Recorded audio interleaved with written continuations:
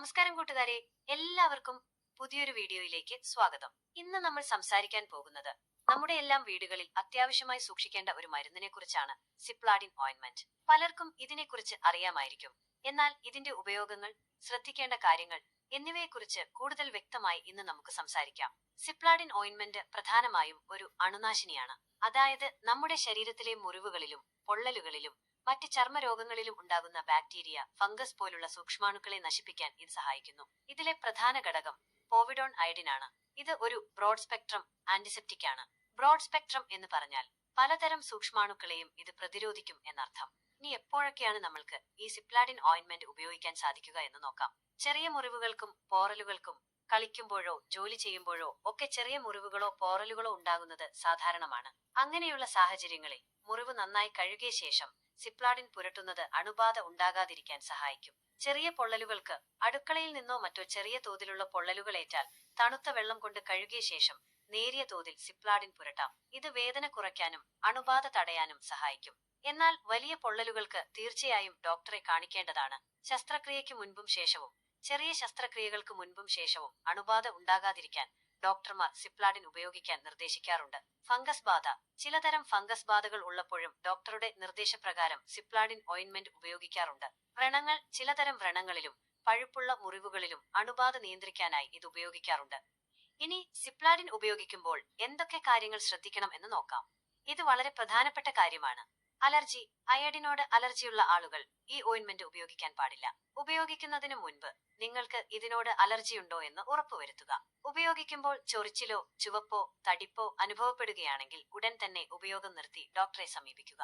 തുറന്ന വലിയ മുറിവുകൾ. വളരെ ആഴത്തിലുള്ളതും രക്തം കൂടുതൽ വരുന്നതുമായ മുറിവുകളിൽ ഇത് ഉപയോഗിക്കാതിരിക്കുന്നതാണ് നല്ലത്. അങ്ങനെയുള്ള മുറിവുകൾക്ക് ഡോക്ടറുടെ നിർദ്ദേശം തേടുക. ഗർഭിണികളും മുലയൂട്ടുന്ന അമ്മമാരും ഡോക്ടറുടെ നിർദ്ദേശമില്ലാതെ ഈ ഓയിന്റ്മെന്റ് ഉപയോഗിക്കരുത്. ഇതിലെ അയഡിൻ രക്തത്തിലൂടെ കുഞ്ഞിലേക്ക് എത്താനുള്ള സാധ്യതയുണ്ട്. തൈറോയിഡ് രോഗങ്ങൾ. തൈറോയിഡ് സംബന്ധമായ രോഗങ്ങളുള്ള ആളുകൾ ഡോക്ടറുടെ നിർദ്ദേശപ്രകാരം മാത്രം ഇത് ഉപയോഗിക്കുക. അയഡിൻ തൈറോയിഡ് ഹോർമോണുകളുടെ ഉൽപാദനത്തെ ബാധിച്ചേക്കാം. മറ്റു മരുന്നുകളുമായിട്ടുള്ള പ്രവർത്തനം. നിങ്ങൾ മറ്റ് ഏതെങ്കിലും ഓയിന്റ്മെന്റുകളോ ക്രീമുകളോ ഉപയോഗിക്കുന്നുണ്ടെങ്കിൽ സിപ്ലാഡിൻ ഉപയോഗിക്കുന്നതിന് മുൻപ് ഡോക്ടറോട് ചോദിക്കുന്നത് നല്ലതാണ്. ചില മരുന്നുകൾ തമ്മിൽ പ്രതിപ്രവർത്തിക്കാനുള്ള സാധ്യതയുണ്ട്. കണ്ണിൽ ഉപയോഗിക്കരുത്. സിപ്ലാഡിൻ ഓയിന്റ്മെന്റ് കണ്ണിൽ ഉപയോഗിക്കാൻ പാടില്ല.